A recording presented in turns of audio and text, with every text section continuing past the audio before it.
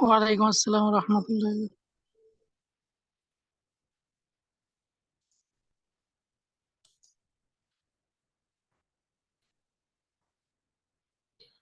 जी बताइए, Audible visible. जी sir. Okay okay.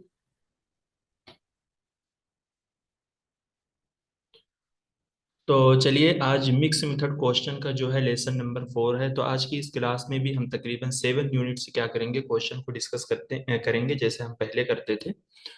तो आज की इस क्लास में भी आप लोगों के बहुत सारे पुराने कंसेप्ट जो है क्लियर होने वाले हैं, क्योंकि क्वेश्चन जो है इसमें से कुछ नए हैं और कुछ जो है वो आपके पीवाईक्यूज बेस्ड क्वेश्चन। ठीक है, चलिए। क्वेश्चन नंबर है 88। ये टीचिंग से क्वेश्चन है। विच of the following is a potential drawback of teacher centre instruction. यहाँ पर एक वर्ड दिया गया है, टीचर सेंटर इंस्ट्रक्शन। कहा क्या गया है कि फॉलोइंग में से आपको बताना है टीचर सेंटर इंस्ट्रक्शन का जबरदस्त नुकसान कौन सा है। ड्रॉबैक मीन्स यानी नुकसान। ए में कहा गया, it can be more engaging and interactive for student. It can limit opportunity for student creativity and critical thinking. It promotes student independence and self direction. It is more efficiency and save time. Teacher centre instruction आप लोग समझते हो, यानी जहां पर सारा focus जो है कौन करता है, सारा काम कौन करता है, टीचर करता है। तो इस तरीके का अगर इंस्ट्रक्शन टीचर के जरिए दिया जा रहा है, तो इसमें से किस किस चीज का जो है एक ड्रॉबैक हो सकता है, किस चीज का नुकसान आपको दिख सकता है, बताइए। Second option sir, second option. Second से। हाँ, तो ऑप्शन नंबर 2 जो है यही इसका सही आंसर है। सेकंड इस वजह से ये ड्रॉबैक है क्योंकि यहाँ पर जो है स्टूडेंट की क्रिएटिविटी एंड क्रिटिकल थिंकिंग को मतलब उनकी अपॉर्चुनिटीज को एक तरीके से लिमिट करने की बात की जा रही है। यानी स्टूडेंट पे एक तरीके से रिस्ट्रिक्शन लगाया जा रहा है कि वो ज्यादा सोच नहीं सकते, या वो तख्लीकी सोच या तनकीदी सोच जो उनके अंदर होती है उन सारी चीजों पर उनके लिए क्या किया जा रहा है, रोक लगाया जा रहा है। तो इस वजह से जो है ये ड्रॉबैक है। ठीक, क्वेश्चन काफी आसान सा था। ये भी बहुत ही अच्छा क्वेश्चन है। विच of the following is an example of collaborative learning. Collaborative learning आपको मालूम है कि जहां पर आप लोग क्या करते हो, कोलेबरेट करके सीखते हो। ठीक है, एक दूसरे की हेल्प करके सीखते हो। देखिए, ए में कहा गया कि a teacher assigns individually a reading assignment and student take notes. कहने कि एक टीचर जो है इंडिविजुअल तौर पर एक रीडिंग असाइनमेंट देता है और स्टूडेंट जो है नोट्स लेते हैं। A teacher gives lecture on a topic and student take notes individually. कह रहे हैं कि एक टीचर जो है एक टॉपिक पर लेक्चर देता है और स्टूडेंट जो है इंडिविजुअली नोट्स लेते हैं। A teacher assign homework for student to complete independently. कह रहे हैं कि एक टीचर जो है स्टूडेंट को होमवर्क देता है ताकि वो उसको इंडिविजुअल तौर पे या आजादाना तौर पे जो है कंप्लीट करे। 4 में कहा गया है कि a teacher assign a group project and student work together to do research and present their finding. एक टीचर जो है एक ग्रुप प्रोजेक्ट देता है और स्टूडेंट जो है एक साथ काम करते हैं, यानी एक साथ वो रिसर्च करते हैं और फिर उसके बाद जो है वो अपनी फाइंडिंग यानी अपने नतीजे को या अपने कंक्लूजन को पेश करते हैं। तो इसमें से कौन सी जो है कोलैबोरेटिव लर्निंग की एग्जांपल हो सकती है? Four option sir, fourth four से option. Fourth. Four. Good.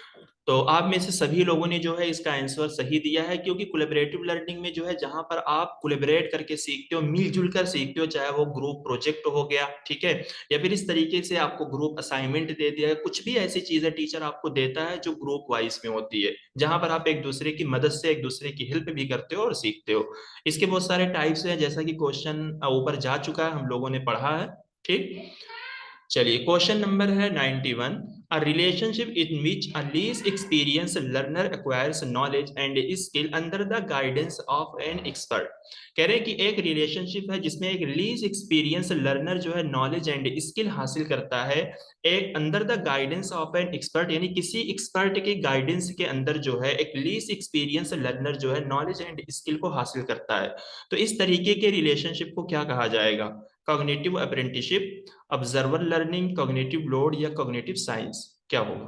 Cognitive cognitive science. Apprentice. नहीं सर, कॉग्निटिव अप्रेंटिस। हाँ, तो ये जो है आपका ऑप्शन नंबर 1 जो है ये इसका सही आंसर है, आपने बिल्कुल सही बताया है।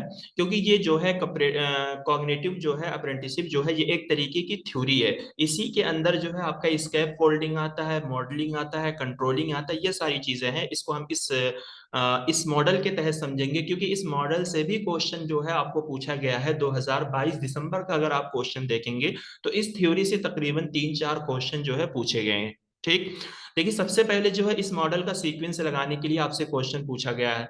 तो इसका सीक्वेंस जो है पहले मॉडलिंग है, फिर कोचिंग है, फिर स्कैप फोल्डिंग, फिर आर्टिकुलेशन, रिफ्लेक्शन एंड 6 होगा एक्सप्लोरेशन।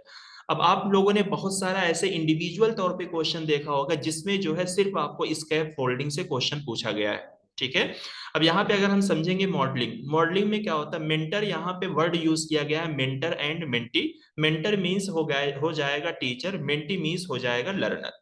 यहाँ पर देखिए मॉडलिंग में क्या होता है, मेंटर डेमोस्ट्रेट और walk through the initial step of the process while revealing the tricks of the trade. देखिए ये सबसे पहला स्टेज है। जैसे मान लीजिए आप अगर साइकिल चलाने सीख रहे हो, आप लर्नर हो, तो आपको साइकिल जो है वो चलाना नहीं आएगी।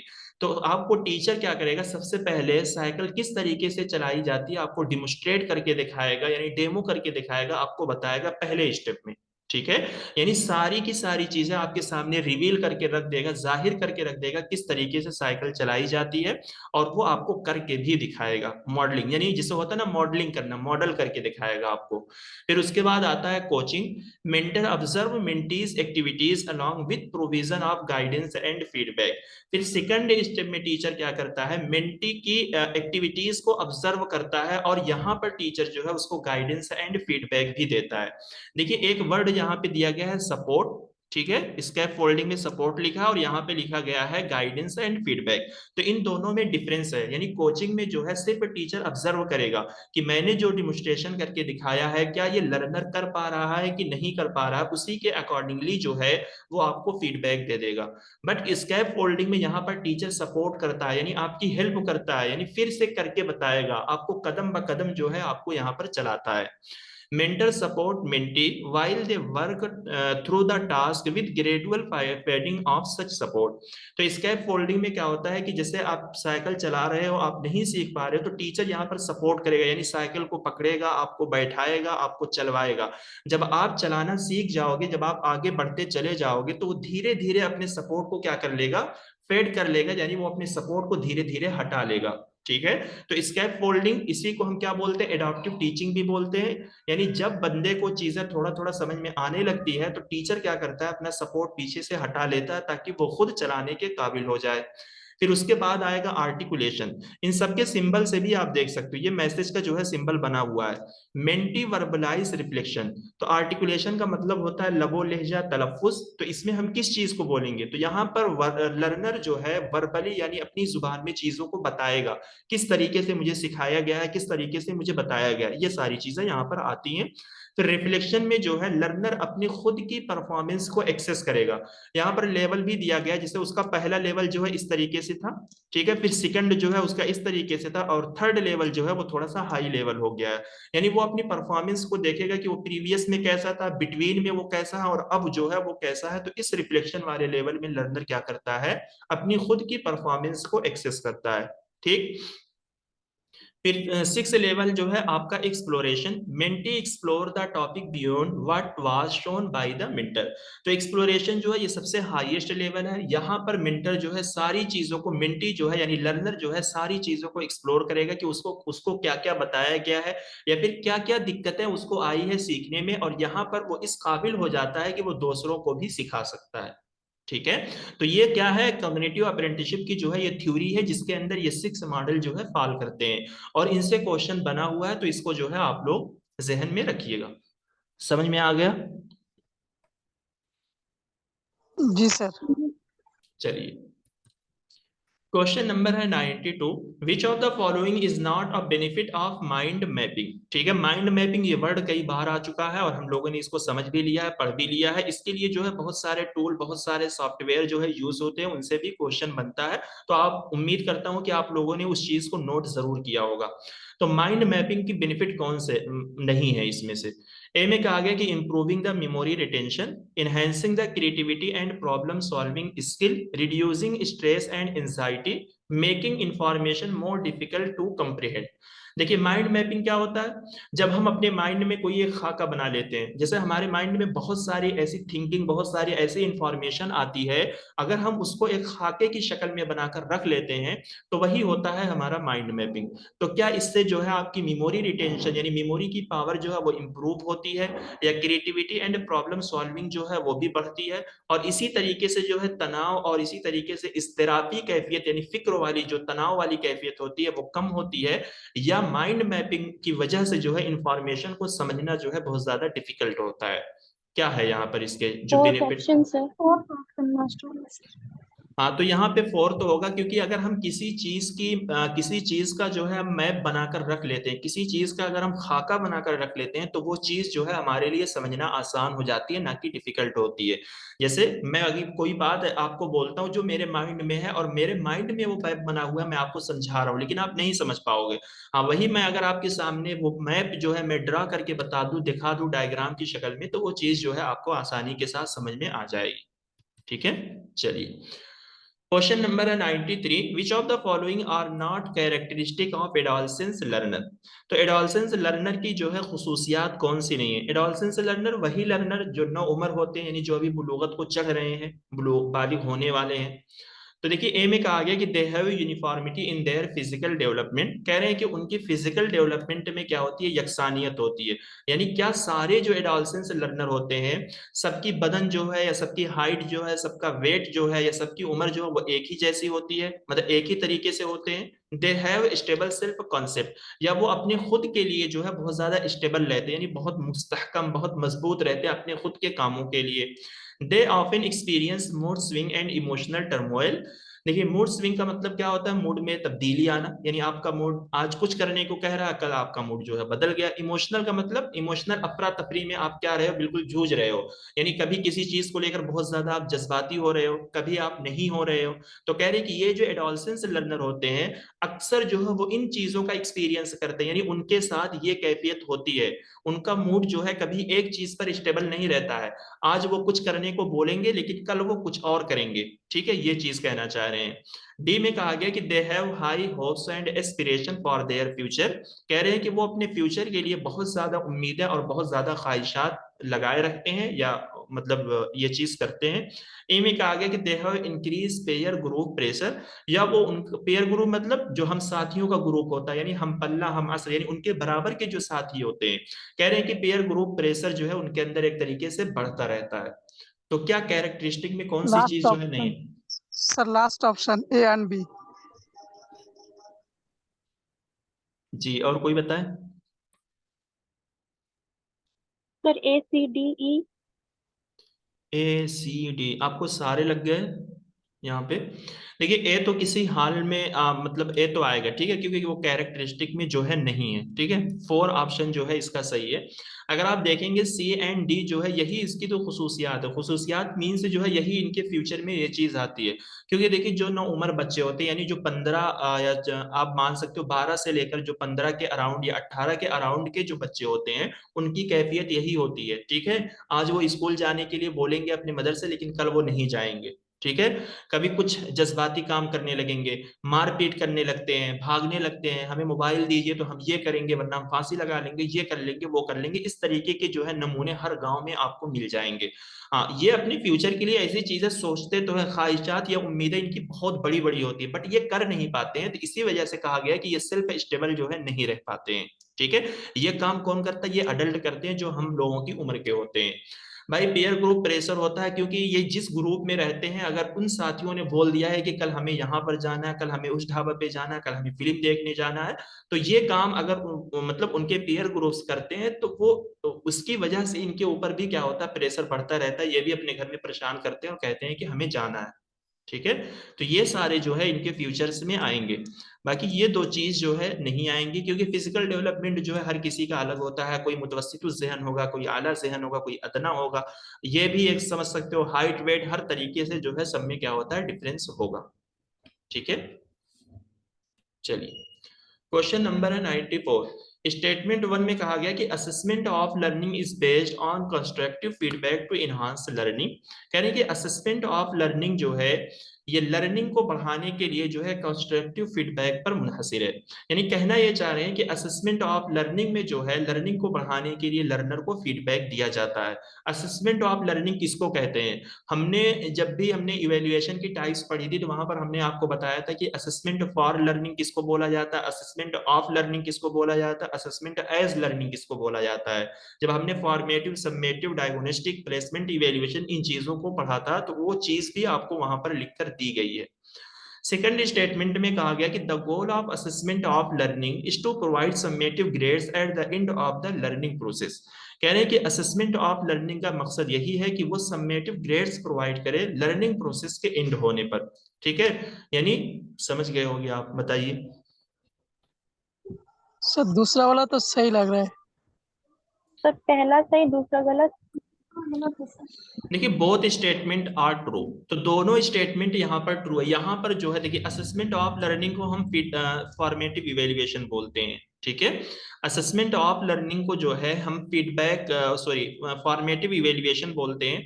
यहाँ पर गोल ऑफ असेसमेंट ऑफ लर्निंग का जो है गोल पूछा गया है। ठीक है, तो इसका मकसद तो यही होता है ना कि फॉर्मेटिव इवेल्युएशन से जो है आपको समेटिव इवेल्युएशन में मुंतकिल कर दिया जाए, आपकी लर्निंग को इंप्रूव करके यानी सेमेस्टर का एग्जाम करवा दिया जाए, तो मकसद तो वही होता है। तो स्टेटमेंट जो है वो दोनों सही है।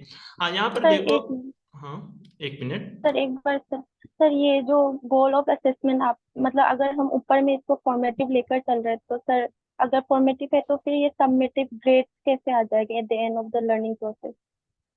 क्या मतलब? जैसे हम फॉर्मेटिव तो sir during the class feedback होता है। हाँ देखिए यहाँ पे वही चीज जो है मुझे आपको बताना है इसके तहत। ठीक है, और यही चीज जो है हमने आपको लिखवाई भी है, बट क्वेश्चन में जो है दोनों को सही माना गया है एनटीए की तरफ से। ठीक है, यहाँ पे मुझे ये बताना है कि असेसमेंट ऑफ लर्निंग जो है हम समेटिव इवेल्युएशन को बोलते हैं। ठीक है, और मैंने आपको इसी तरीके से बताया भी था कि सेमेस्टर का एग्जाम, क्योंकि यहाँ पर ऑफ लगा हुआ है जो कि मुजाफ मुजाफिल यानी इजाफत का माना देता है, तो आप इसको इसी तरीके से याद रखिएगा कि सेमेस्टर का एग्जाम तो यानी असेसमेंट ऑफ लर्निंग हो गया, और फॉर्मेटिव इवेल्युएशन जो होता है उसको असेसमेंट फॉर लर्निंग बोलते हैं। ठीक है, फीडबैक के लिए मैं काम कर रहा हूं, मैंने इस तरीके से चीजें आपको बताई थी। ठीक, अगर आपको वो चीज याद है उस एतबार से आपने बोला है तो आपने अपने एतबार से आंसर सही दिया है कि पहला गलत होगा, सेकंड जो है वो सही होगा। ठीक है, बट एनटीए ने जो है इसको एक ही कंसीडर किया, दोनों को जो है सही माना है। तो बर वक्त के लिए आप भी जो है इसको सही ही मान के चलिए, बट इसकी जो कंक्रीट नॉलेज है वो ये है। देखिए असेसमेंट जो है वो आपके तीन तरीके के होते हैं, एक होता है ऑफ लर्निंग, एक होता है फॉर लर्निंग, एक होता है एज लर्निंग। तो ऑफ लर्निंग को हम समेटिव बोलते हैं, फॉर लर्निंग को फॉर्मेटिव बोलते हैं, एज लर्निंग को भी फॉर्मेटिव बोला जाता है। तो इसको हम फॉर्मेटिव क्यों बोला जाता है? क्योंकि यहाँ पर टीचर तो नहीं होता, बट लर्नर एंड लर्नर का जो ग्रुप्स होता है वो होता है, ये लोग आपस में फीडबैक लेते हैं और देते हैं और अपनी चीजों को इंप्रूव करते हैं। फॉर्मेटिव में फर्क ये होता है कि यहाँ पर लर्नर टीचर को यहाँ पर टीचर लर्नर को फीडबैक देता है, फॉर्मेटिव में लर्नर और पेयर्स जो है यही आपस में फीडबैक लेते हैं और देते हैं। बाकी सबमेटिव में जो है सिर्फ टीचर होता है, क्योंकि वो क्या करता है एग्जाम के थ्रू जो है वो आपकी नॉलेज को जो है चेक करता है। ठीक, देखिए टीचर डिटरमाइन द प्रोसेस और एप्लीकेशन ऑफ नॉलेज और skill against a standard. Standard means यानी कोई भी क्राइटेरिया है, कोई भी ऐसा स्टैंडर्ड है जिसके मुताबिक टीचर क्या करेगा आपकी नॉलेज को एक तरीके से चेक करता है। यहाँ पर teacher and peers check progress and learning to help learner to determine how to improve. Formative में क्या होता है, एज लर्निंग में क्या होता है, learner takes responsibilities for their own learning and ask question about their learning and the learning process and explore how to improve। तो यानी एज लर्निंग में क्या होता है कि यहाँ पर लर्नर और लर्नर्स के ग्रुप ही होते हैं और ये लोग यहाँ पर खुद से लर्निंग करते हैं और अपनी लर्निंग के लिए जो है बहुत ज्यादा एक तरीके से हम कह सकते हैं कि ख्वाहा होते हैं और अपनी लर्निंग के बारे में जो है चीजों को सीखते हैं, समझते हैं, आपस में एक दूसरे से क्वेश्चन करते हैं। और इनका पूरा फोकस इसमें भी यही होता है कि किस तरीके से जो है हम खुद से अपनी लर्निंग को इंप्रूव कर सकें। यहाँ पर फॉर लर्निंग में क्या होता है, यहाँ पर भी लर्निंग को इंप्रूव किया जाता है बट टीचर की मदद से यहाँ पर इंप्रूव किया जाता है। एज लर्निंग में लर्नर एंड पीयर्स जो है इन्हीं की मदद से आपस में ये लोग लर्निंग को क्या करते हैं, इंप्रूव करते हैं। ठीक, अब देखिए यहाँ पर जो है पीरियोडिक रिपोर्ट होती है, यानी सेमेस्टर के एंड पे होती है, किसी खास पीरियड पे जो है ये रिपोर्ट दी जाती है। ये ऑनगोइंग फीडबैक होता है, यानी ड्यूरिंग होता है, चलता रहता है और ये कंटिन्यू बेस पे क्या है यहाँ पर ये लोग करते रहते हैं। इसमें रैंकिंग एंड रिपोर्टिंग होती है, यहाँ पर लर्निंग को इम्प्रूव किया जाता है। यहाँ पर deeper learning and learning how to learn ये होता है। तो देखिए, जब आप खुद से लर्निंग करोगे, खुद से अपनी लर्निंग को इम्प्रूव करने के लिए अगर आप सोचोगे, तो आपको जो है डीप लर्निंग करनी पड़ेगी, और आप यही चाहोगे किस तरीके से आप चीजों को सीख लो। तो यहाँ पर स्कोर, ग्रेड्स एंड कंपटीशन और feedback, support, collaboration, reflection and self evaluation, ये सारी चीजें होती हैं। तो आपको ये तीन चीजें जो है यहाँ पे याद रखनी है, as learning, for learning, of learning. तो ऑफ लर्निंग सेमेस्टर का एग्जाम, ठीक है, तो ऑफ लर्निंग हो गया। फॉर फीडबैक के लिए काम कर रहा हूं तो फॉर लर्निंग। एज लर्निंग यानी बहैसियत मैं खुद जो है लर्न कर रहा हूं, तो आप इसको ऐसे ही याद कर सकते हो। तो और ये भी जो है टाइप्स जो है एज लर्निंग भी फॉर्मेटिव में ही आएगा, दोनों का फर्क जो है आपको मालूम हो गया। ठीक है, आ गया समझ में? ठीक है। ठीक है। हाँ, बट इस क्वेश्चन को जो है एनटीए के मुताबिक ही आप मान कर चलिएगा, क्योंकि अगर आपके एग्जाम में रिपीट होता है तो 1 ही जो है लगाकर आना है। ठीक, चलिए क्वेश्चन नंबर है सर, एक बार वो दिखा दीजिए ना प्लीज। जी। हाँ, ये वाली दूसरी वाली जो है, इसके बाद वाली सर। अच्छा, ये लास्ट स्लाइड। जी ठीक है sir, thank you sir. Question number है 95, which of the following are the two basic, ठीक है, psychological function of intrapersonal communication.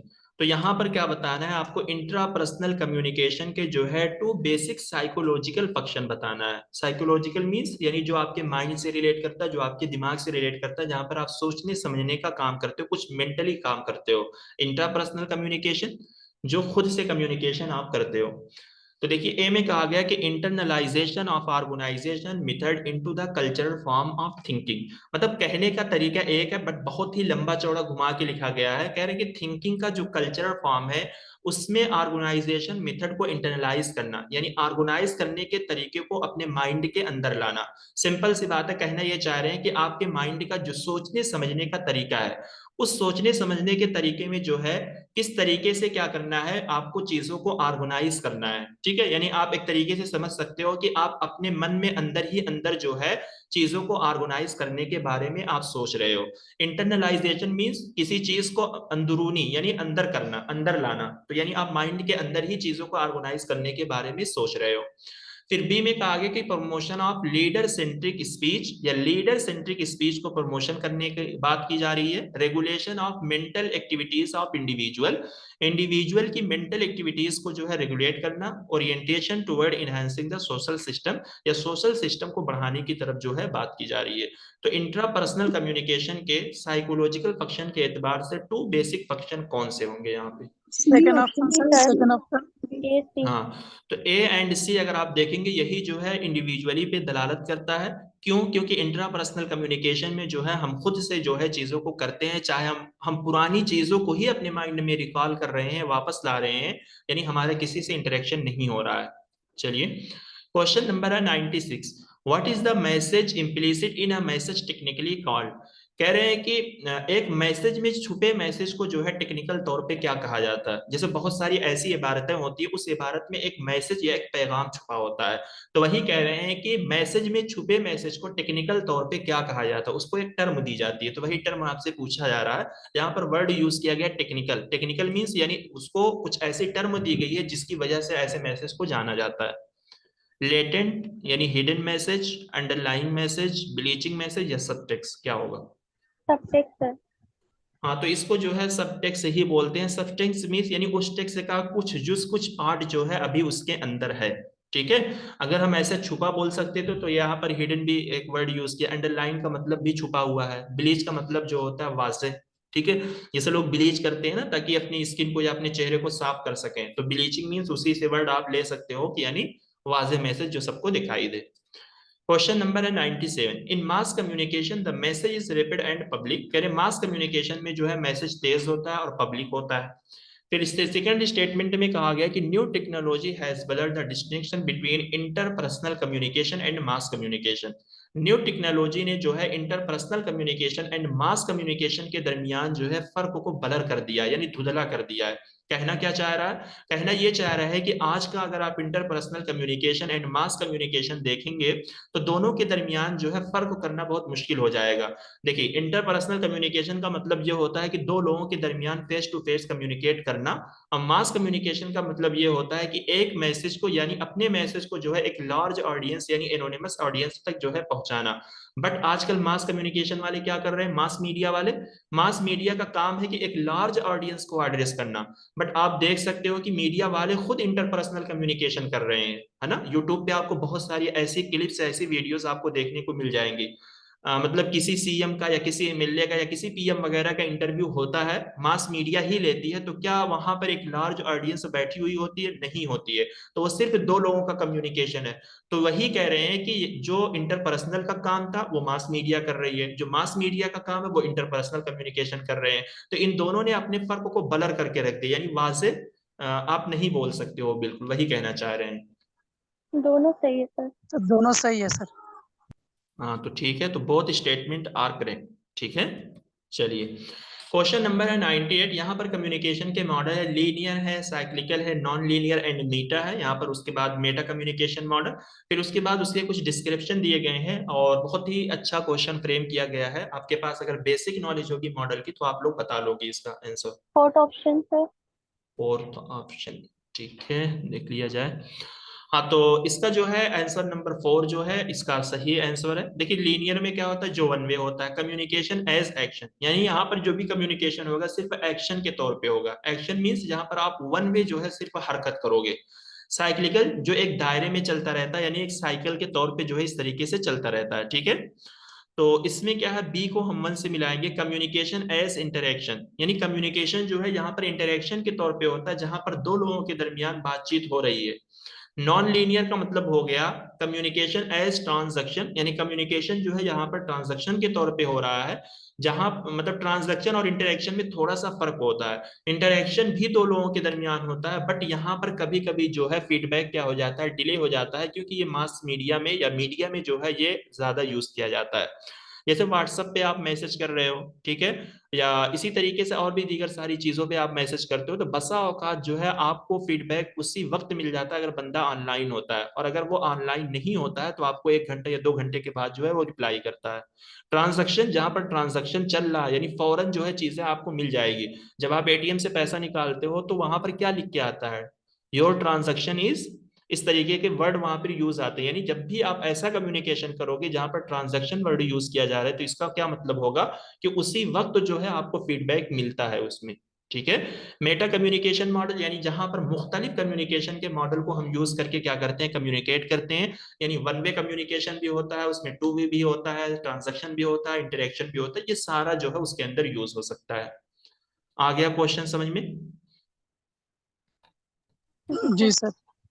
चलिए क्वेश्चन नंबर है 99। Which among the following types of variable can not be rank order? Following में से कौन सी types है variable की जिसमें ऑर्डर यानी रैंक जो है नहीं हो सकता? किस टाइप में जो है रैंक ऑर्डर नहीं हो सकते, बताइए। D nominal sir. Nominal sir.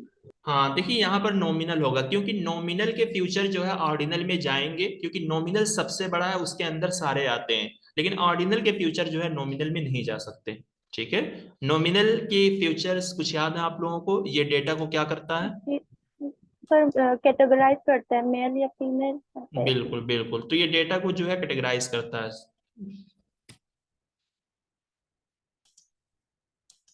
चलिए क्वेश्चन नंबर है 100। According to the UGC regulation 2018 on plagiarism, level 3 plagiarism refer to similarities.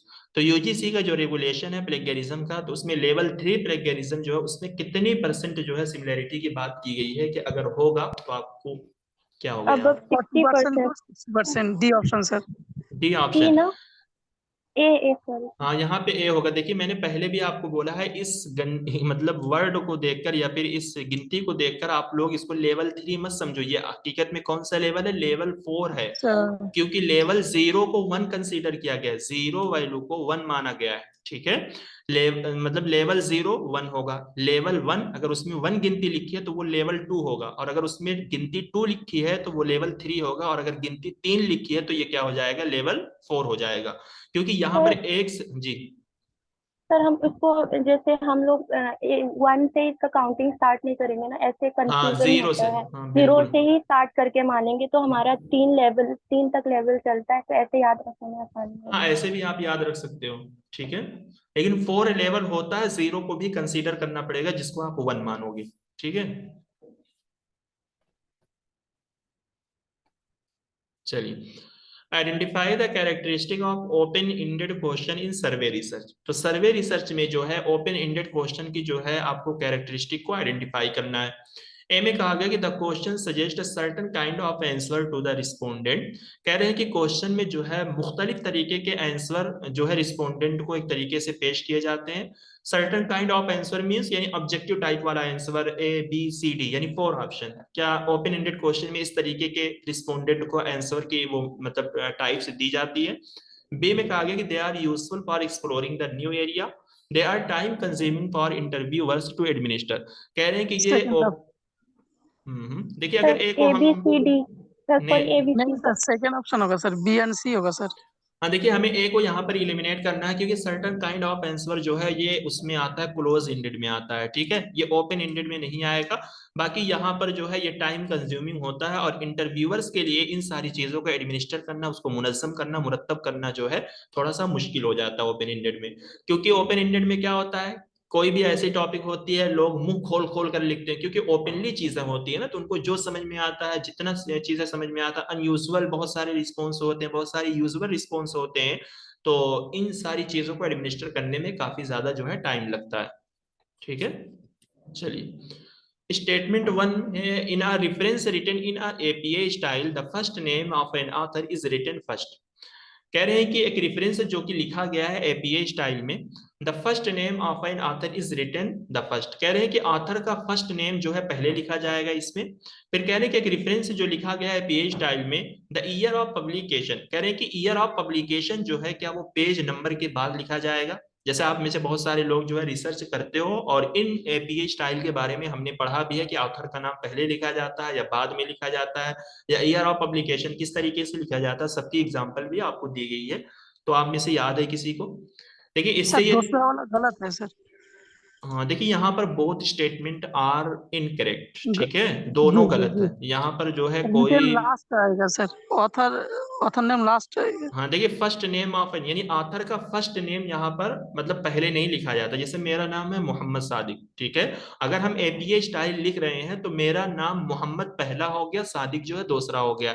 तो ऑथर का लास्ट नेम लिखा जाएगा तो यानी सिर्फ सादिक लिखा जाएगा, ना कि मोहम्मद लिखा जाएगा। और यहाँ पर लास्ट नेम के बाद जो है फौरन उस किताब की या उस बुक की ईयर ऑफ पब्लिकेशन लिखी जाती है, ठीक है।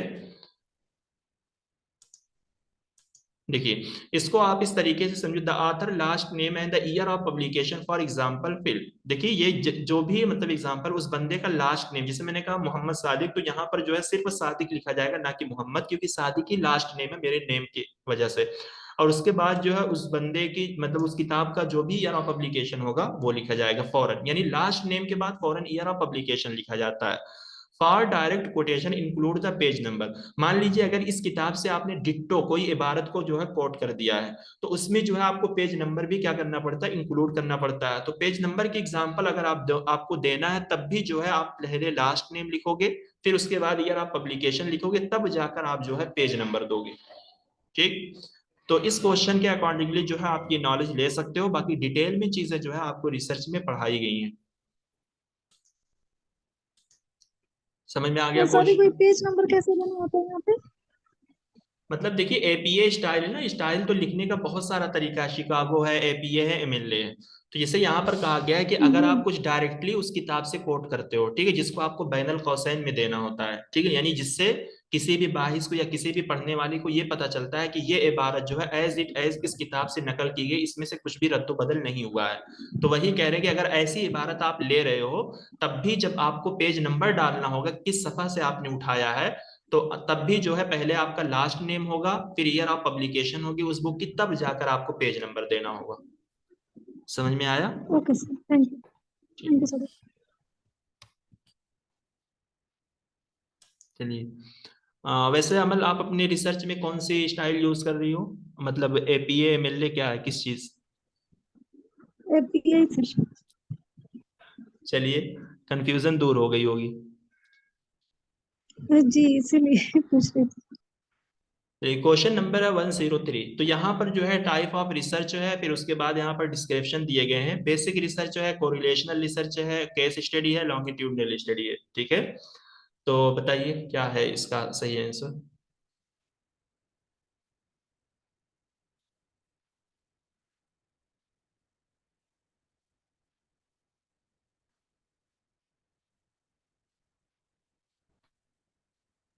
सर सेकंड वाला ऑप्शन आएगा, A4 से जाएगा sir.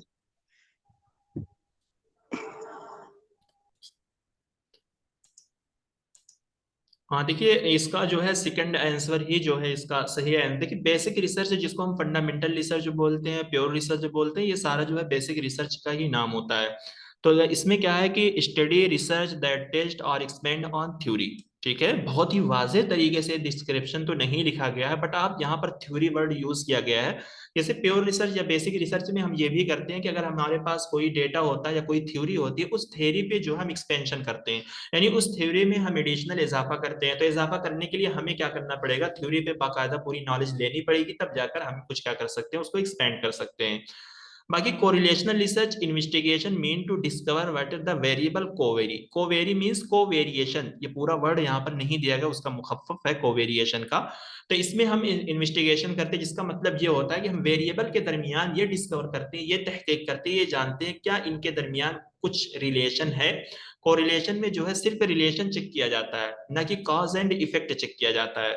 Case study in depth study of a single और a few individual to see how change affect the person's behaviour. तो इसमें जो है हम किसी भी चीज की, या कोई भी इंडिविजुअल बंदा हो या कोई भी प्रॉब्लम हो, उस प्रॉब्लम की हम क्या करते हैं, इंडिविजुअली स्टडी करते हैं, सॉरी इन डेप्थ स्टडी करते हैं, यानी बिल्कुल गहराई में जाकर स्टडी करते हैं, ताकि हम ये जान सके कि पर्सन के बिहेवियर पर क्या इफेक्ट हो रहा है। ये हो गया longitudinal. A group of participant is observe and measure over the time, यानी पार्टिसिपेंट का जो ग्रुप होता है उसी को ही हम क्या करते हैं, पूरे टाइम ऑब्जर्व करते हैं और मेजर करते हैं। तो लॉन्गिट्यूडनल यानी जो बहुत ही लंबे समय तक चलती है, यानी एक ही डेटा को लेकर हम डिफरेंट टाइम पर क्या करते हैं, स्टडी करते हैं। ठीक, चलिए क्वेश्चन नंबर है 104। Identify the formal fallacy committed in the following argument. One way humanity could die out its if the sun stop functioning, then we would surely go extinct. If we all go extinct, it must have been because our sun stopped working.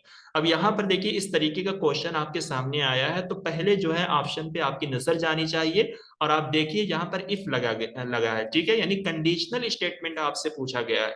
कह रहे हैं कि यानी इंसानियत को जो है खत्म करने का एक तरीका ये भी है कि अगर सूरज जो है काम करना बंद कर दे, तो जो है यकीनन जो है हम लोग क्या हो जाएंगे, बुझ जाएंगे, यानी सूरज की रोशनी हमें नहीं मिलेगी, यानी यकीनन हम लोग क्या हो जाएंगे, ठंडे हो जाएंगे।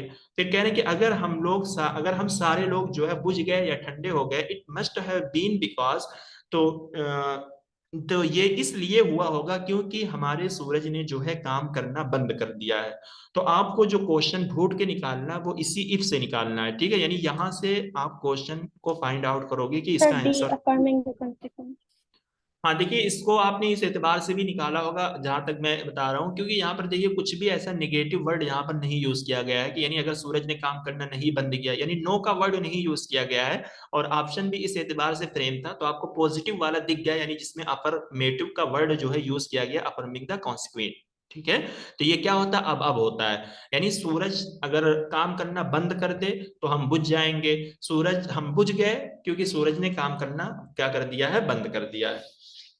ठीक, चलिए, तो इसके जो भी 3-4 टाइप्स हैं आप लोग खुद देखिए, इससे क्वेश्चन आ रहे हैं, तो ये है लेटेस्ट टाइप, इसको मत छोड़ के जाना, इन सारी चीजों को आप लोग जहन में अच्छे से बैठा लीजिए। चलिए, arrange the following group of term in order of increasing extension.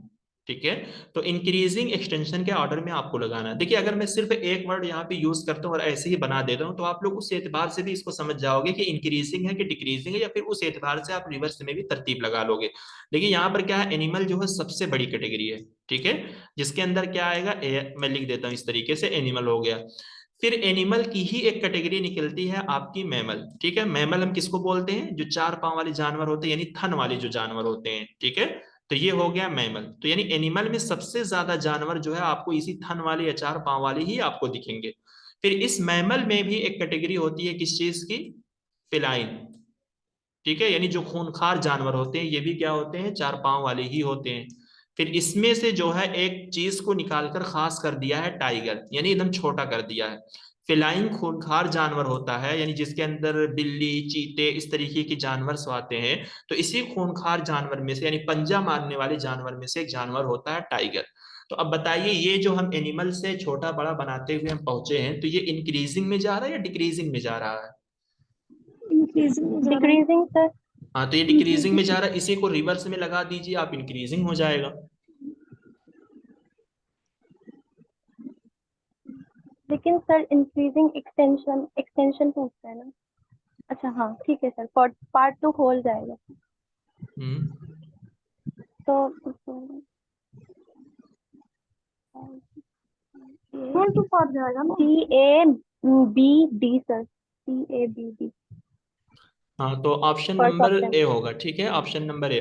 देखिए मैंने आपको वो भी बताया है कि किसको हम इंक्रीजिंग एक्सटेंशन, किसको हम डिक्रीजिंग एक्सटेंशन, यानी अगर एक ये बनेगा तो ये बन जाएगा, ठीक है। ये ठीक है, ये जायज बात है, आप इस चीज को भी याद रखो। बट मुझे करते करते जो एक्सपीरियंस हो गया वो यही हो गया है कि अगर हम इस वर्ड को इंक्रीजिंग या डिक्रीजिंग में लगाना सीख जाएंगे तो हमें एक्सटेंशन या इंटेंशन पे कोई मतलब तवज्जो देने की जरूरत भी नहीं पड़ेगी।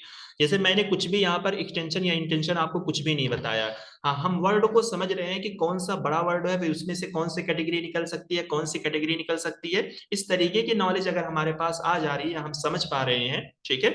जैसे एक क्वेश्चन पनीर वाला आया था, तो उसमें क्लियर लिखा गया था, यानी पहले एक स्ट्रॉन्ग पनीर थी, एक गुड़ पनीर थी, एक बैड पनीर थी। तो आपको समझ में आ जाएगा कि पनीर की फैक्ट्री में आप जाओगे तो सबसे बड़ी मिकदार में आपको अच्छी पनीर मिलेगी, फिर उसके बाद जो है थोड़ा सा लो पनीर मिलेगी, फिर उसके बाद जो उससे लो पनीर मिलेगी। तो इस तरीके से कैटेगरी आप लगा लोगे ना, तो आप समझ जाओगे कि इंक्रीजिंग में पूछ रहा है कि डिक्रीजिंग में पूछ रहा है। कोई भी एक लगा लो, फिर उसी का रिवर्स कर देना। सर आप एक बार फिर से वो करवा दीजिए उस मतलब उस तरीके से। देखिए यहाँ पे इसी क्वेश्चन को आप समझोगे या फिर कोई मतलब कुछ दूसरा है नहीं कहने? सर, ये इसी में समझेंगे। तो देखिए वही मैं कह रहा हूँ, जैसे एनिमल जो है एक बहुत बड़ी ब्रॉड कैटेगरी है, ठीक है। अगर आप जाओगे, जंगल होता, कुछ भी होता है, तो उस जंगल में क्या होता है, सबको हम एनिमल ही बोलते हैं, ठीक है। अब उस एनिमल में अलग अलग तरीके की कैटेगरी होती है। अब यहाँ पर 2 कैटेगरी का जिक्र हुआ है, एक है फिलाइन, एक है मैमल, ठीक। तो ये 2 कैटेगरी है, ये किसी जानवर का नाम नहीं है। मैमल उन कैटेगरी को बोलते हैं जानवरों की जो पिस्तान वाली होती है, जो चाप मतलब दोनों चीजें बोलते हैं, जो पिस्तान या 4 पांव वाली होती है, ठीक है। और जनरली आप देखोगे जिन जानवरों को पिस्तान होता है वो 4 पांव वाले ही होते हैं, ठीक है, चाहे बिल्ली हो, कुत्ता हो, कुछ भी आप देख लो, तो वो वही होते हैं। तो इस एनिमल के बाद अगर कोई कैटेगरी इसमें से निकलती है जो एनिमल से बड़ी है, वो होती है मैमल, ठीक है। फिर उस मैमल में से ही वही फिलाइन वाली कैटेगरी निकलती है जो खूंखार होते हैं, पंजे मारने वाले होते हैं, ठीक है। फिर उस फिलाइन में से एक को निकाल के खास कर दिया, फिलाइन की एक कैटेगरी को निकाल के, कैटेगरी नहीं, फिलाइन की एक किस्म को निकालकर खास कर दिया, जो आपको बता दिया है कि फिलाइन में से ही एक टाइगर आता है। तो यानी वहीं पे ठप कर दिया, डिक्रीज कर दिया, उससे आगे कुछ नहीं बता रहा है। तो यही है यहाँ पे। अब अगर आपको ये कंफ्यूजन हो रहा है कि फिलाइन में सबसे ज्यादा आते हैं या मैमल में आते हैं, तो जाहिर सी बात है मैमल जो है सबसे बड़ा होगा फिलाइन से। बात मेरी समझ में आ रही है? जी जी। चलिए, इसी को आप समझ सकते हो कि ये है आपकी पनीर की फैक्ट्री। तो पनीर की फैक्ट्री में आप जाओगे तो सबसे ज्यादा बड़ी मिकदार में आपको गुड़ पनीर मिलेगी, ठीक है। तो यानी ये गुड़ पनीर की कैटेगरी है, ठीक है। फिर उसके बाद जो आपको मिलती है वो आपको बैड पनीर, या मतलब गुड़ के बाद का जो लेवल होता है, मिडिल लेवल की, मॉडरेट लेवल की पनीर मिलेगी, बीच वाली। जैसे होते हैं ना, कपड़ों की दुकान पे जाओ तो आपको 3 ऑरेंज का कपड़ा दिखाएंगे, किस कोई भी ऐसी चीज आप देखो, तो उसी एतबार से जो है आपको कैटेगरी भी लगाना है। कौन सबसे ज्यादा मिकदार में पाया जाता है, फिर उसके बाद कौन सी मिकदार में आता है, फिर उसके बाद कौन सा आता है। इस तरीके की तरतीब आप लगा लो। तो इंक्रीजिंग और डिक्रीजिंग जो है आप लगा मतलब ऐसे ही लगा सकते हो, इंटेंशन एक्सटेंशन पे जो है अपना दिमाग खपाने की जरूरत भी नहीं है, ठीक है। इस तरीके की जितनी भी क्वेश्चन आए हुए हैं, ठीक है, अभी हम लोगों ने जो किया था, जून वाला क्वेश्चन किया था, उसमें भी आया हुआ है। और जो अभी मिक्स मेथड क्वेश्चन की 3 क्लास हुई है, उसमें भी 2 क्वेश्चन हमने करवाए, जिसमें एक पनीर से क्वेश्चन था, यानी जो नया क्वेश्चन था, और एक जो है इसी जानवर से ही क्वेश्चन था। तो इन क्वेश्चन को जो है ढूंढ के आप कर लो, ठीक है। यानी 10 12 15 क्वेश्चन आपके सामने हो जाएगा, और यही तरीका जो है अपना कर आप कर लो, ताकि वो चीज आपके माइंड में बैठ जाए बिल्कुल। तो फिर आप आसानी से बना लोगे। चलिए। इसमें कहा गया कि नो वन हैज बीन, तो यहाँ पर नो वन वर्ड दिख ही गया, आप बता सकते हो कि has been ever able to prove the glaciers in the Arctic region are melting because of global warming, therefore glaciers in Arctic region must be melting on their own, which fallacy committed in the above argument. कह रहे जी किस, sir. हाँ तो ये जो हो गया आपका अपील टू इग्नोरेंस, कह रहे किसी ने ये बात प्रूव नहीं की है कि ग्लेशियर्स जो है आर्टिक इलाकों में जो है ग्लोबल वार्मिंग की वजह से पिघल रहे हैं, इसलिए ग्लेशियर्स जो है आर्टिक रीजन में जो है उनको खुद से पिघलना चाहिए। तो यानी जब किसी ने प्रूव किया ही नहीं है कि ग्लेशियर्स जो है आर्टिक रीजन में ग्लोबल वार्मिंग की वजह से पिघल रहे हैं, तो हमारा तो इस वजह से कंक्लूजन उसने यही निकाला है कि वो खुद से पिघल रहे हैं। तो यानी इसमें कोई चीज ऐसे क्लियर नहीं है कि ग्लोबल वार्मिंग से पिघल रहे हैं, कैसे पिघल रहे हैं। ठीक है, चलिए। तो यहाँ पर इक्विवेलेंट वाला क्वेश्चन पूछा गया है और ये भी क्वेश्चन काफी पूछा जा रहा है। तो यानी इस फाइल में हमारे पास DLR की जो फाइल है, जो दिसंबर की फाइल है, तो उसमें जो है इन्हीं क्वेश्चन जो है बिल्कुल भरे पड़े हुए हैं। तो मैं ऐसे क्वेश्चन को इग्नोर करता हूँ, इग्नोर करने का मतलब लाता हूँ आपके सामने, लेकिन ज्यादा नहीं लाता हूँ, ज्यादा मिकदार में यही सारे क्वेश्चन पूछे गए हैं। तो ऐसी टॉपिक पे भी जो है आपकी कमांड होनी चाहिए। अब वर्जन, कन्वर्जन, कंट्रापोजिशन वाली जो चीज है, इस पे भी आपको क्या है, कमांड अच्छी रखना है। Some non realist are not non philosopher, अब यहाँ पे जो है फौरन आपका दिमाग जाना चाहिए, ये कंट्रापोजिशन से क्वेश्चन पूछा गया है और प्लस जो है सम नॉट वाली एग्जांपल है यहाँ पे, तो उसकी आपको मतलब कन्वर्जन बता, सॉरी इसका इक्विवेलेंट कौन सा हो जाएगा, तीनों में से बताइए आप, मतलब जो एग्जांपल में आपको दिख रहा है सुटेबल।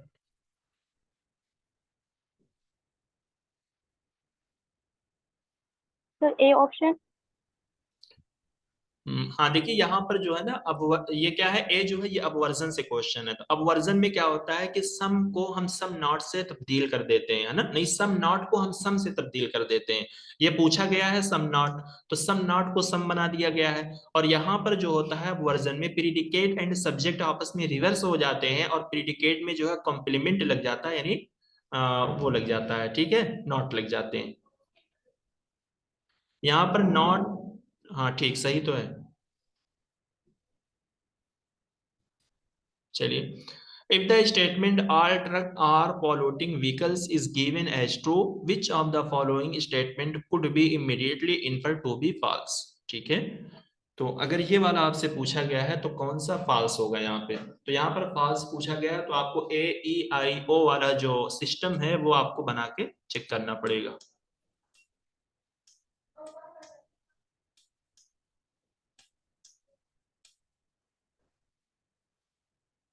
सर बी और सी।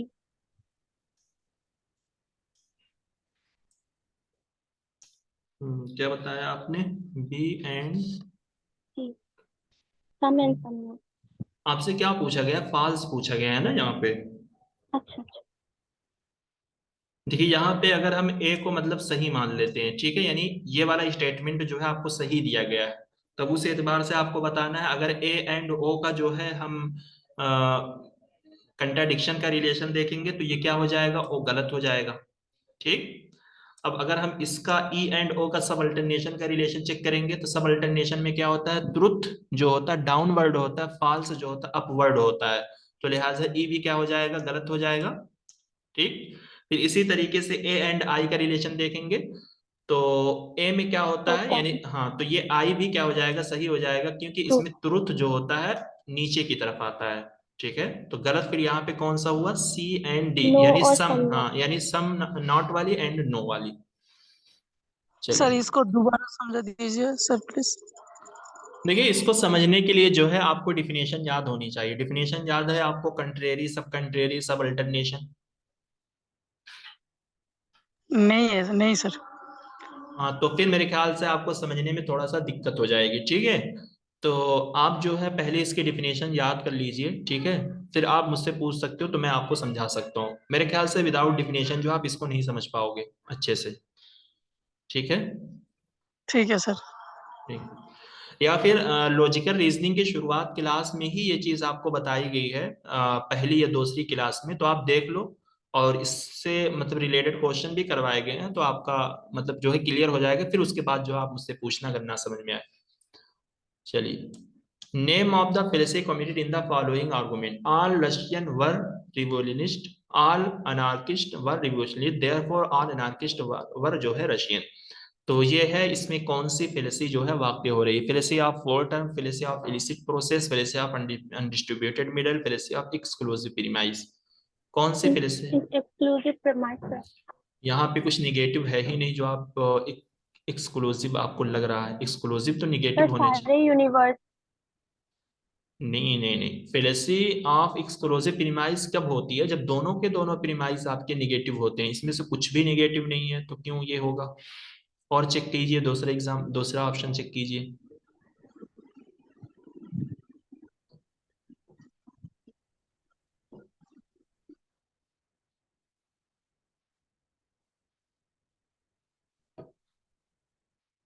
नहीं समझ में आया?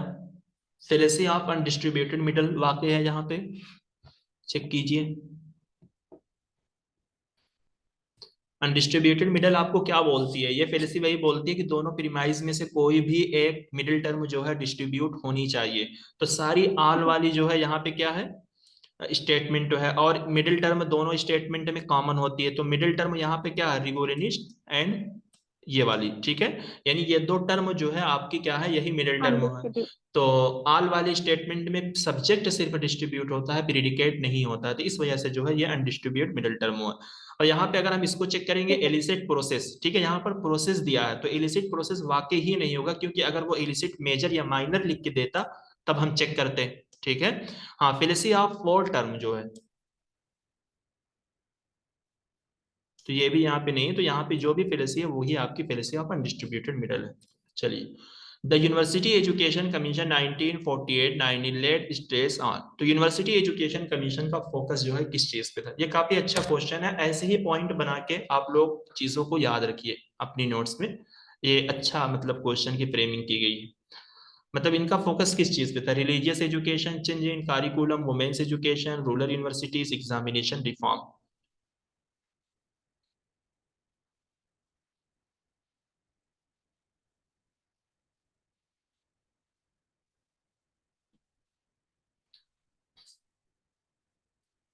देखिए, यहाँ पे रिलीजियस एजुकेशन के ताल्लुक से जो है बात नहीं की गई थी, बाकी सारी चीजों के ताल्लुक से जो है बात की गई, ठीक है। बी सी डी, देखिए ये एग्जाम रिफॉर्म कहा गया था ना, डिस्ट्रिक्ट लेवल पे जो है एग्जाम ऑफिस होनी चाहिए, रूरल यूनिवर्सिटीज की बात की गई थी, ये तो बहुत ही मतलब मतलब एलानिया तौर पर ये सारी चीजें आपको पढ़ाई गई हैं। वुमेन्स एजुकेशन के बारे में अभी आगे ही एक क्वेश्चन आया था कि यूनिवर्सिटी एजुकेशन ने ये कहा था कि ये सारे अपॉर्चुनिटीज कॉलेज में लड़कियों के लिए भी होनी चाहिए। हाँ, कारिकुलम के अंदर भी चेंज करने की बात की थी, ठीक है। चलिए, यहाँ पर कुछ आथर्स हैं और कुछ उनकी ट्रीटाइज यानी कुछ उनकी तसानीफ या उनके कुछ मकाले के नाम यहाँ पर दिए गए हैं। पानिनी है, ठीक है, भारतरारी है, कनाडा है, पतंजलि है। अगर आपने 2022 के क्वेश्चन किए होंगे तो आप इनका आंसर दे पाओगे। वही मैं कहता हूँ, पीवाईक्यूज से जो चीजें नहीं मिलती है उसको थोड़ा सा आप लोग याद कीजिए, वही पीवाईक्यूज बेस्ड ही क्वेश्चन है आपके। पानिनी तो कई बार पूछा गया है, बट ऑप्शन में आपको फंसा दिया है, ठीक है, अगर आप पानिनी को 1 से 4 से मैच करते हो जी।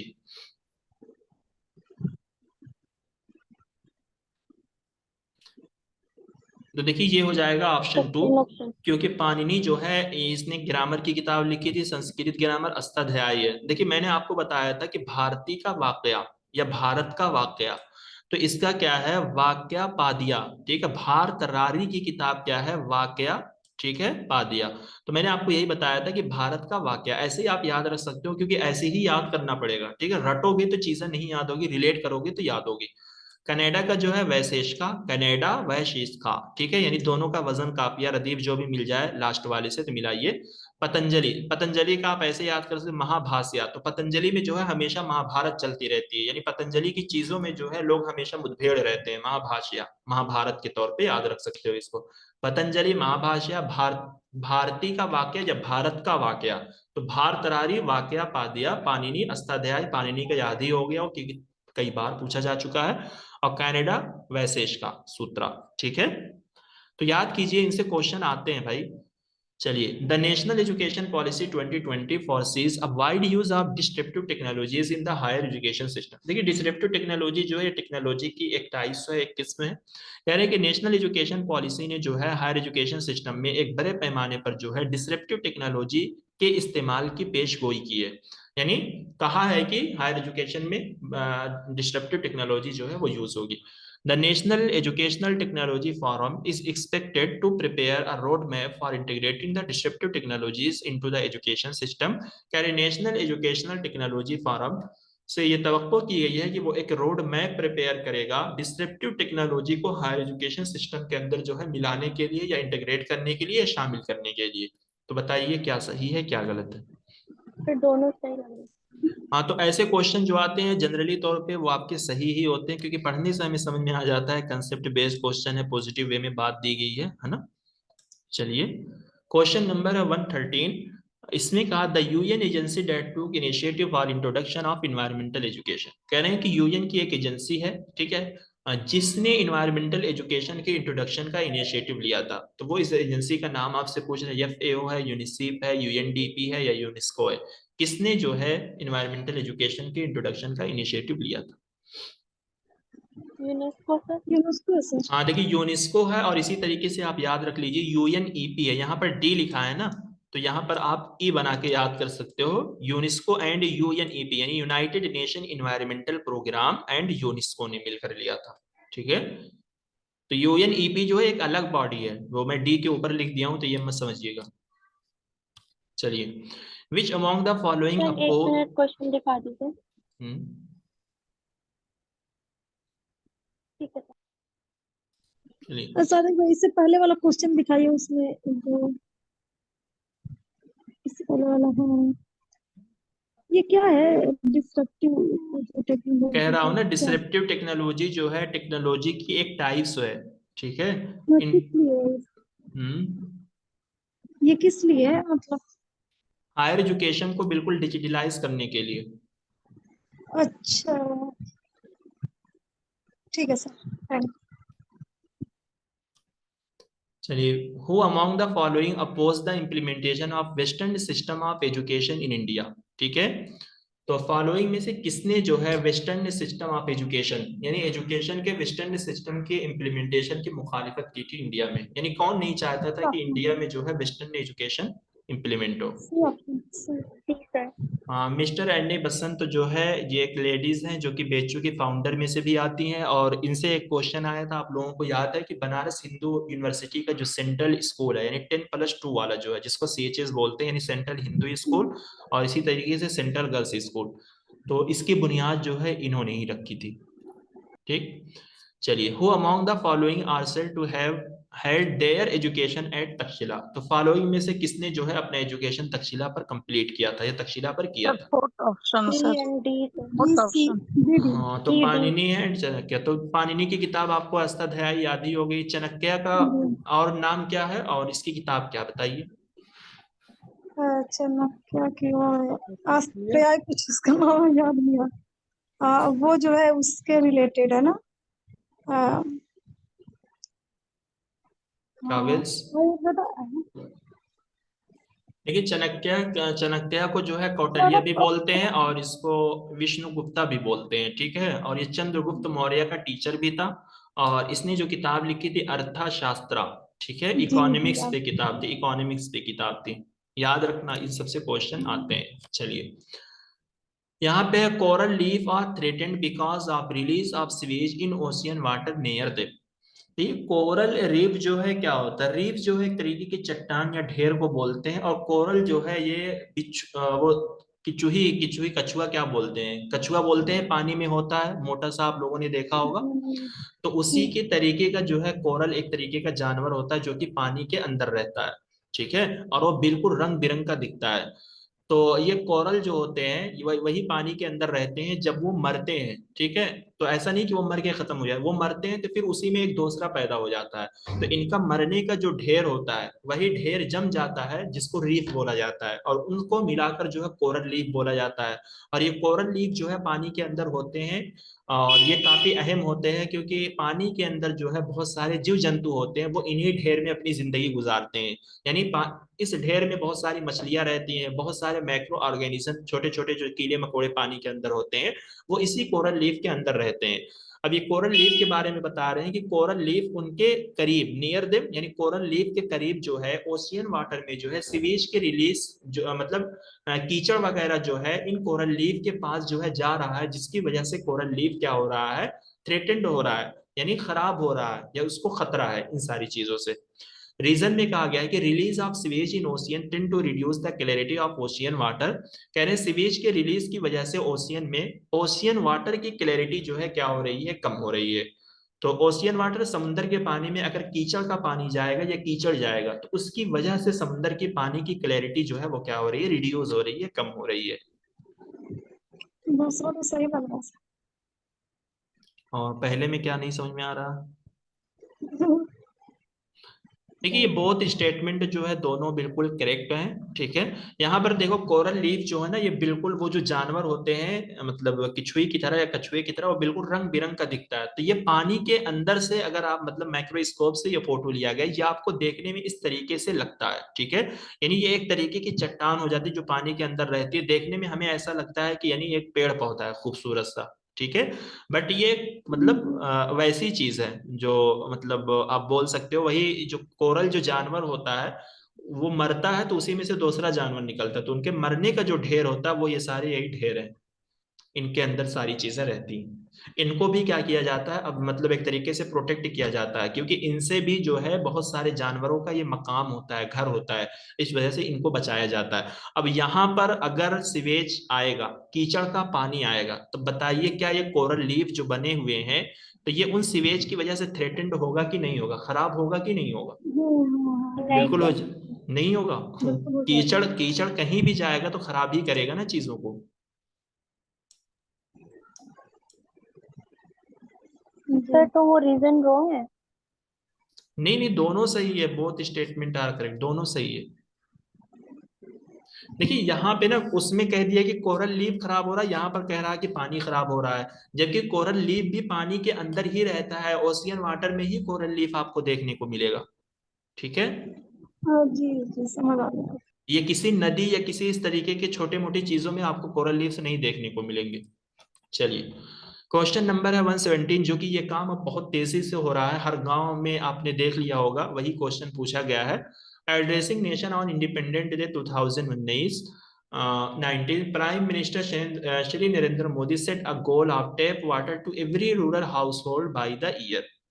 कह रहे हैं कि 2019 के यौम आज़ादी पर पूरे नेशन को एड्रेस करते हुए प्राइम मिनिस्टर नरेंद्र मोदी ने जो है एक गोल सेट किया था कि वो हर मतलब देहाती घरों में नल वाटर जो है क्या करेंगे, सेट करेंगे या भेजेंगे। किस साल तक उन्होंने ये गोल सेट किया था कि हर घर में जो है पानी पहुंचना चाहिए?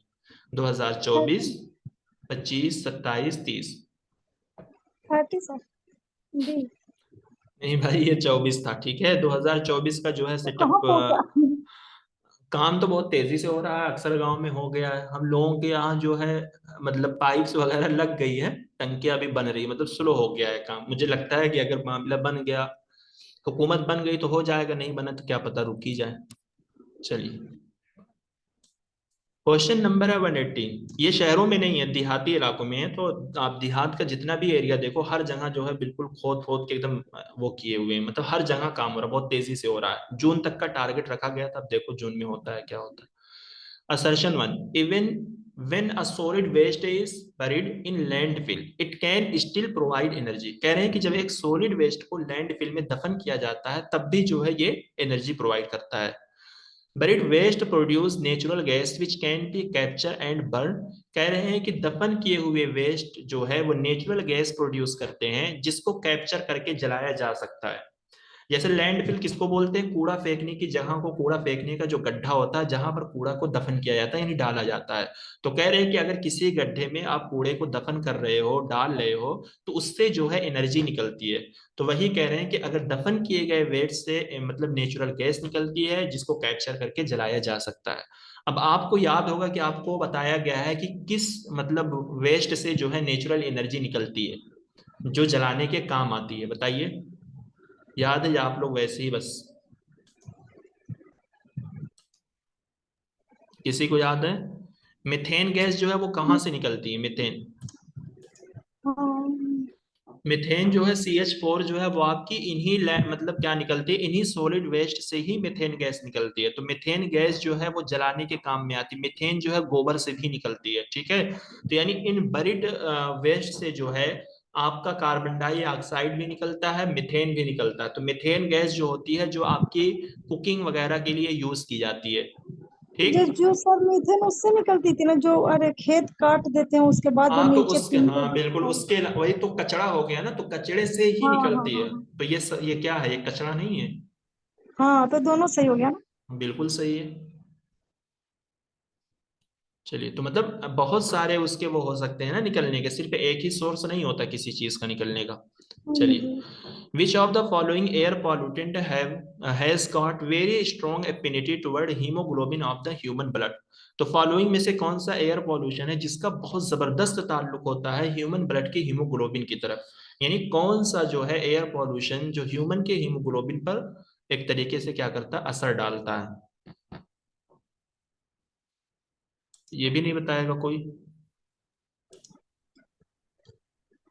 ये तो अभी लेटेस्ट हम लोगों ने पढ़ा है ना इसको, कार्बन मोनोऑक्साइड।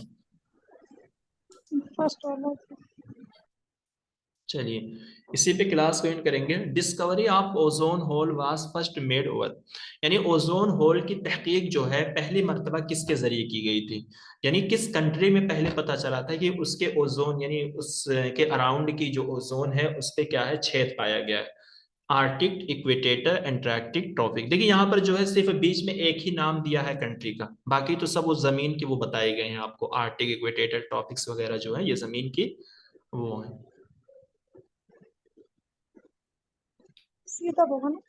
अंटार्कटिका। हाँ तो यहाँ पर अंटार्कटिका जो है एक कंट्री है, और इसी ने ही सबसे पहले 1985 में, ये याद रख लो, क्या पता आपसे पूछ लिया जाए, 1985 में जो है इसने आइडेंटिफाई किया था कि ओजोन में क्या पाया गया है, छेद पाया गया है। फिर उसके बाद ही तो मॉन्ट्रियल प्रोटोकॉल 1987 में आता है। किस वजह से आता है, इसी ओजोन लेयर को ही प्रोटेक्ट करने के लिए आता है। तब पता चला कि किन केसेस की वजह से जो है ओजोन लेयर खराब हो रही है, तो उसी लिए जो है सर मॉन्ट्रियल प्रोटोकॉल लाया गया था जी। सर इसको साल दोबारा बताइए सर। 1985। जी थैंक यू सर। चलिए ठीक है, तो इसी पे क्लास को जो है ख़त्म करते हैं। कल मिलेंगे नए क्वेश्चन के साथ। और बताइए किसी को कोई डाउट, कोई दिक्कत।